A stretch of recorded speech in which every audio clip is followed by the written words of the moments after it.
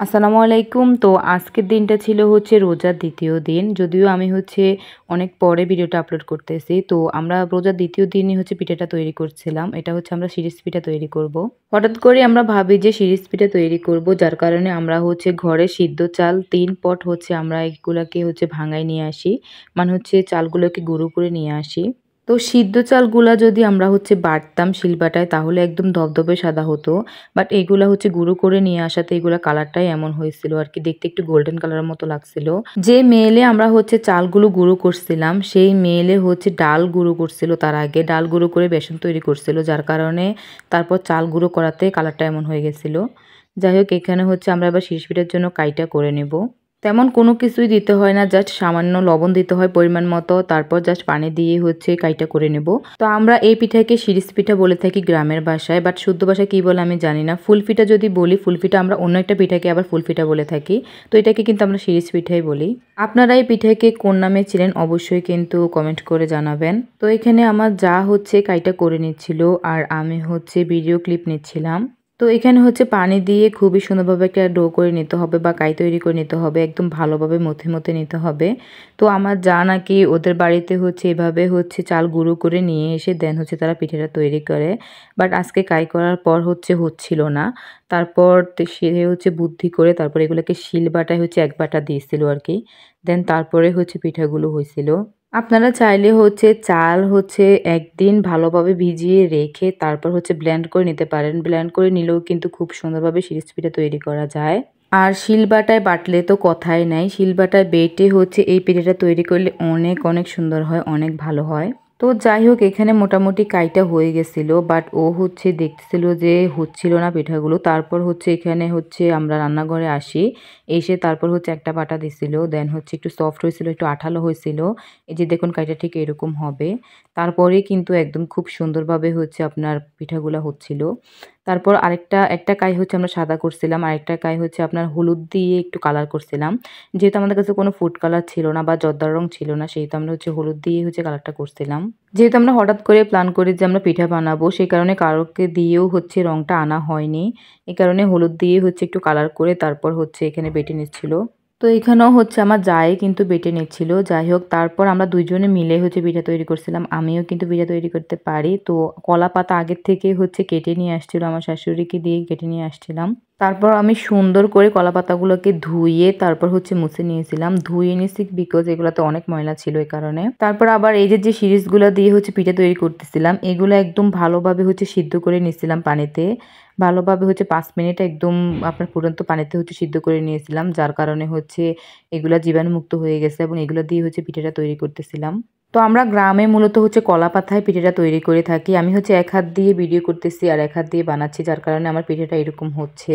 যাই হোক, আর আপনারা হচ্ছে সিরিজটা হচ্ছে আপনারা ইউজ করা হলে অবশ্যই হচ্ছে ফুটিয়ে নেবেন। আর যদি ইউজ করা না হয় তাহলে আপনারা এমনিতেই দোকান থেকে কিনে এনে নতুন সিরিজ কিনে এনেও কিন্তু পিঠাটা তৈরি করে নিতে পারবেন। তো আমি হচ্ছে মোটামুটি পিঠাটা তৈরি করতে পারি, বাট প্রফেশনালি সুন্দর অত বেশি সুন্দর হয় না আমার। আমি হচ্ছে জাস্ট এমনিতে একটু মোটামুটি পারি আর কি, যে আমি আপনাদেরকে তৈরি করে দেখাচ্ছি আমি এরকমভাবেই হচ্ছে পারি। বাট আমার যা হচ্ছে অনেক সুন্দর করে পারে, তারটা হচ্ছে অনেক সুন্দর হয়েছিল আমার থেকেও। তো আমি যা পারি আমিও বানাইছিলাম, ও হচ্ছে বানাইছিল, দুজনে মিলে হচ্ছে আমরা বানাইছিলাম।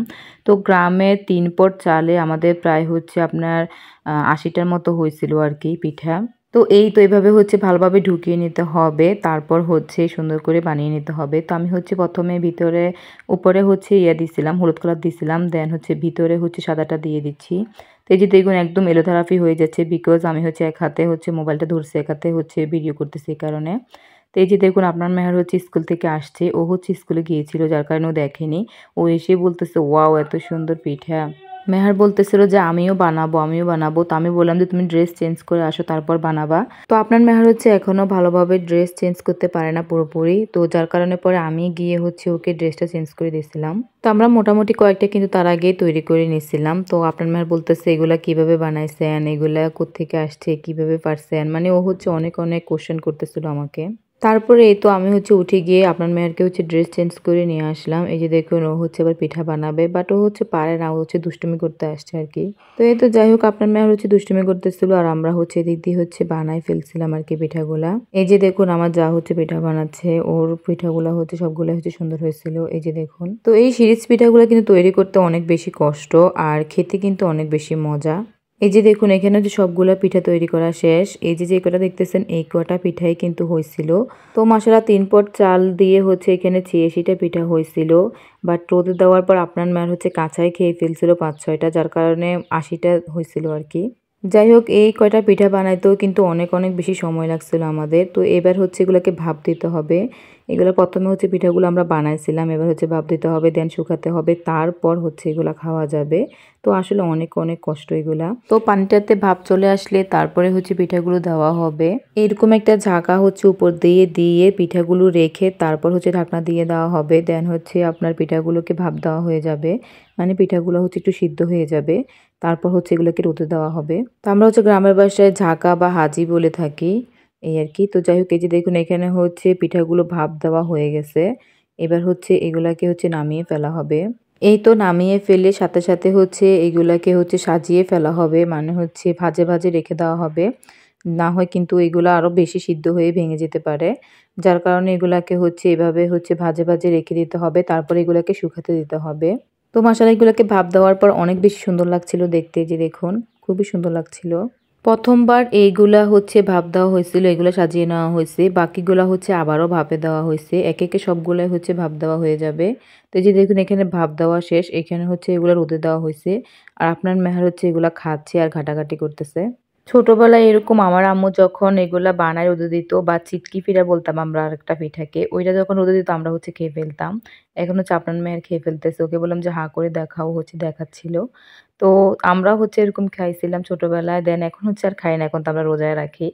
আর তাছাড়া হচ্ছে আপনার কাক এগুলা খেয়ে ফেলে। পাখিরাও কিন্তু আবার এগুলা খেয়ে ফেলে। তো ওকে জিজ্ঞাসা করতেছিলাম যে মজা লাগে কিনা খাইতে? ও বলতেছে হ্যাঁ মজা লাগে। তো এই যে এখানে সিরিজ পিঠাগুলো একদম শুকায় গেছে। এখানে হচ্ছে কৌটা ভরে রাখা হইছে, যে দেখুন খুবই সুন্দর লাগছিল দেখতে।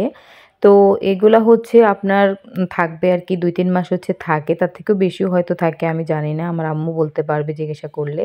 আসলে অনেকদিন পর্যন্ত এগুলা থাকে কৌটা ভরে এভাবে রেখে দিলে। বেশি দিন আবার রাখা যায় না। হয়তো তেতা হয়ে যায় বা একটা গন্ধ হয়ে যায়।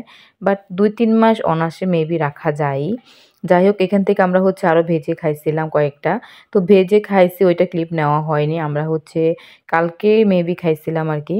ইফতারের আগে হচ্ছে ভাজি করছিলাম, দেন ইফতারের সাথে হচ্ছে খাইছিলাম। এই কারণে ভিডিও ক্লিপ নেওয়া হয়নি। তো যাই হোক এগুলো কিন্তু ভাজলে অনেক সুন্দর হয়, খেতেও অনেক মজা, সেটা আপনারা ভালোভাবেই জানেন।